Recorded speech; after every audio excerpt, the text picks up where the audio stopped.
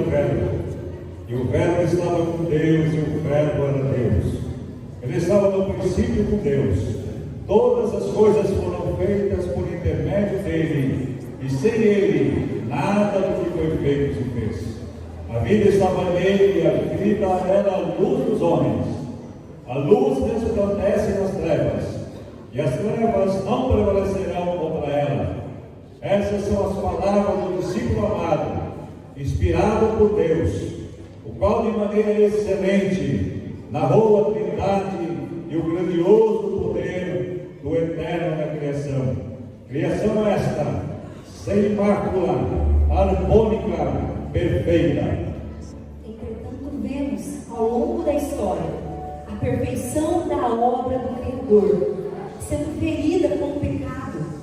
Adão e Eva, seduzidos pelas promessas mentirosas da serpente, de que por meio da desobediência poderiam ser iguais a Deus, abriram as portas para que o pecado surgisse e fosse alastrado por todo o mundo. O pecado trouxe morte e separação infinita da humanidade para com o Altíssimo. Aqueles que antes foram tomados por vida e vida eterna já não eram mais. Aqueles que no princípio se aproximavam livremente do Eterno eram interligados a Ele, encontravam-se separados. Tanto dano, tão quebrados, tão distantes estávamos, quão miseráveis éramos, tão necessitados de redenção. Em meio ao caos, destruição, separação e morte, postos sobre toda a terra, por meio do pecado, ainda assim, vimos a perfeição do Altíssimo, a respeito do qual nenhum plano pode ser frustrado. Ele mesmo anunciou que o fruto da mulher viria esmagar a cabeça da serpente, dizendo, apontando, profetizando aquele que viria a ser a nossa salvação. Amém. A palavra do Senhor nos convida a trazer à memória aquilo que nos dá esperança.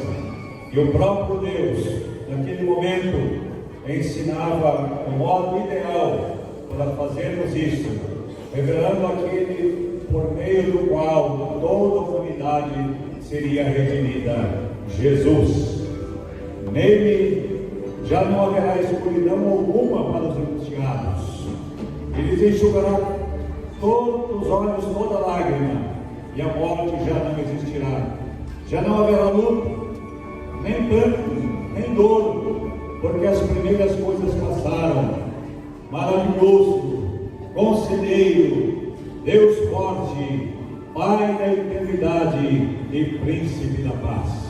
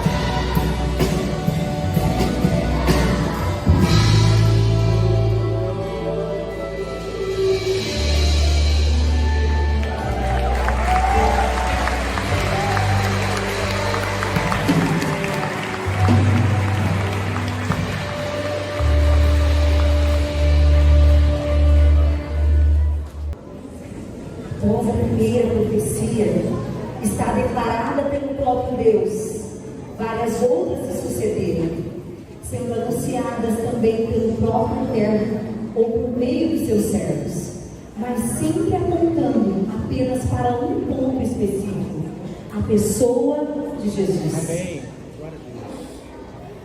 Ora, disse o Senhor a Abraão: sai da tua terra, da tua parentela e da casa do teu pai, e vai para a terra que te mostrarei.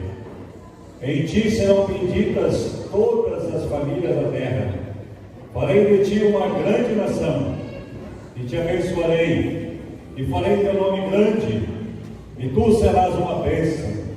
Abençoarei os que te abençoarem, e amaldiçoarei os que te amaldiçoarem, e em ti todas as famílias da terra serão abençoadas. Fiz aliança com o meu escolhido, jurei ao meu servo Davi: estabelecerei a tua linhagem para sempre, e firmarei o teu trono por todas as gerações.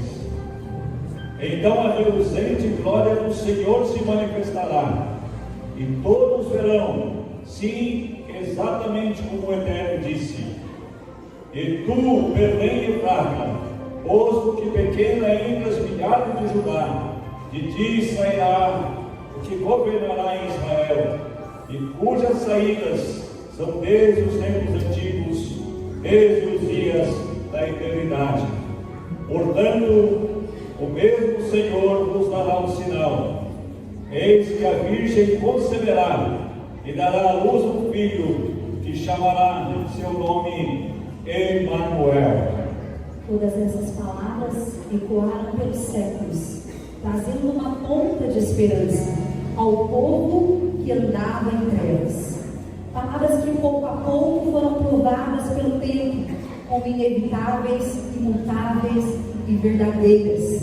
Naqueles dias, César Augusto publicou um decreto ordenando o recenseamento, e todos iam para a sua cidade natal, a fim de se alistarem. José, juntamente a Maria, foram para Belém, cidade de Davi.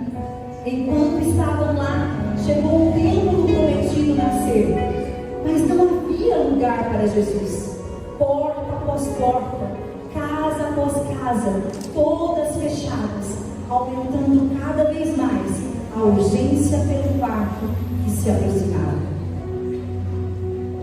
Entre todos os lugares da cidade, a última opção, a única opção, o estábulo, na presença de animais, sujeira, palha, sob tanta rejeição. Chega a hora, um choro que rompe qualquer treva, permeia o local. Jesus nasceu, o Salvador envolvido em panos e colocado no lugar próprio para os animais comerem, na manjedoura. Não houve palácios para o seu nascimento, não houve um berço decente, não houve glória, não houve honra, não houve atenção, não houve dignidade. Isto é inconcebível. Como isso poderia ter acontecido? Como isso passou despercebido por aquele que é onisciente? Como nada pode ser feito por aquele que é onipotente? Porque uma vez estando lá, não agiu aquele que é onipresente? A pergunta que na verdade deveríamos fazer a nós mesmos é: como entender os seus caminhos? Como explicar os seus pensamentos? Quão insondáveis são os seus juízos e quão inescrutáveis são os caminhos do Senhor. O Criador do universo escolheu caber numa manjedoura. O Rei dos Reis escolheu ser desprezado. O Alfa e o Ômega decidiu ser diminuído ao ponto de ser humano. De fato, o Senhor nasceu num lugar extremamente simples, com animais ao seu redor, um cheiro forte de feno, sem honra, sem glória, desassistido. Veio para os seus, e os seus não o receberam. Tudo isso ele fez, pois o Senhor dos Senhores também é Emanuel. O Deus Emanuel é aquele que está próximo. O Deus Emanuel é aquele que está ao alcance de todos. O Deus Emanuel é o Criador que se fez criatura. É o Deus Emanuel, é Deus conosco.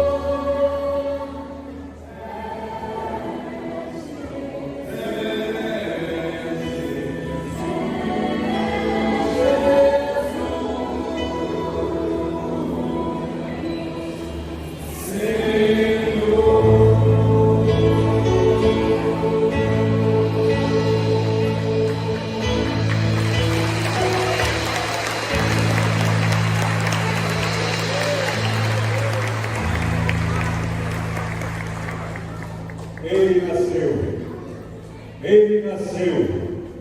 Jesus nasceu. Ele nasceu. A imagem do Deus invisível, o Cordeiro de Deus que tira o pecado do mundo. Bênção plena, o mediador, salvador, redentor, o Emanuel, Deus conosco. Naquele momento, o Filho de Deus estava no mundo, encarnado, habitando entre nós, e todos vimos a sua glória, glória como do unigênito, vindo do Pai, cheio de graça e de verdade. Aquele por meio do qual a história é dividida, antes e depois de Cristo. A promessa antes vocalizada, agora personificada, concretizada, fiel, verdadeira, bem diante dos nossos olhos. Pastores que estavam próximos ao local do nascimento de Jesus, ao serem noticiados da chegada do Salvador, que tanto esperavam, correram até Belém para encontrá-lo. Depois de o verem, voltaram glorificando e louvando a Deus por tudo o que tinham visto e ouvido, contando a todos o que lhes fora dito a respeito de Jesus.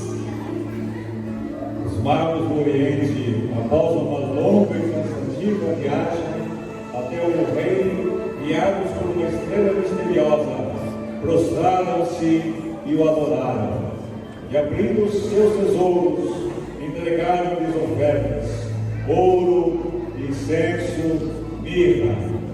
Milhões de anjos surgindo do céu, como um exército resplandecente, também se apresentaram, louvando a Deus, dizendo em uma só voz: glória a Deus das alturas, paz na terra aos homens, a quem Ele concede o seu favor. Todos esses episódios servem para demonstrar o impacto tremendo do nascimento de Jesus, o qual, desde o primeiro respirar, já transformava vidas. Perante o Messias, não há nada que não seja mudado, modelado, aperfeiçoado, transformado pela sua glória. Perante a nova notícia, não houve ninguém que não tenha se alegrado, glorificado, regozijado na presença do Senhor. O Deus Todo-Poderoso não permaneceu distante, não nos observou de longe, não falou apenas por meio de profetas e sinais. Ele veio, Ele entrou na nossa história. Jesus sentiu tudo que nós sentimos, escolheu se fazer próximo, mesmo que isso lhe trouxesse sofrimento. Mas a missão de Jesus não poderia apenas terminar em seu nascimento. Era preciso que Jesus vivesse, sofresse por nós, carregasse o peso do nosso pecado e morresse em nosso lugar. E foi exatamente isto o que Ele fez. Pois Ele, subsistindo em forma de Deus, não julgou como usurpação a ser igual a Deus.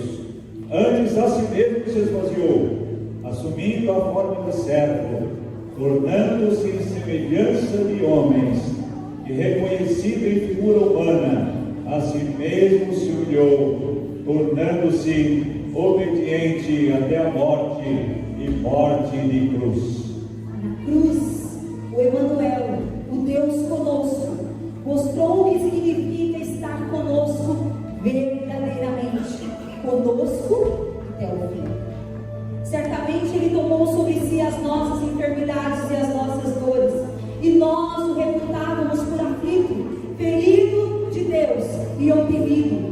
Ele foi traspassado pelas nossas transgressões e moído pelas nossas iniquidades. O castigo que nos traz a paz estava sobre Ele, e pelas suas pisaduras fomos sarados. Por isso, Deus também o exaltou sobremaneira, e lhe deu o nome que está acima de todo nome, para que ao nome de Jesus se dobre todo joelho, os céus, na terra, debaixo da terra, e toda língua confesse que Jesus Cristo é Senhor, para a glória de Deus Pai. Jesus, ao vir ao mundo, era 100% homem e 100% Deus. Em sua morte, não pode ser derrotado. Ao terceiro dia, a brilhante estrela da manhã rompeu a aurora do dia. Cristo ressuscitou. Ele vive e vive para todo sempre. Onde está, ó morte, o teu aguilhão? Onde está, ó inferno, a tua vitória? Cristo ressuscitou.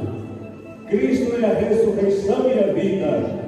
E na sua ressurreição mostrou que nada consegue interromper a promessa do Emanuel, Deus conosco. Pois o mesmo Deus que ressuscitou nosso Senhor Jesus Cristo, ressuscitará também a nós.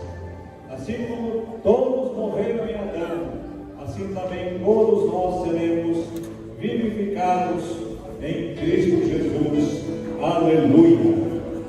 Do céu até o seu nascimento, do seu nascimento até a sua morte, da sua morte até a sua ressurreição, em todos os momentos, ele se manteve como Emanuel, Deus conosco. Ele é o que era, o que é, o que há de vir, Cristo Jesus, Emanuel, Deus conosco.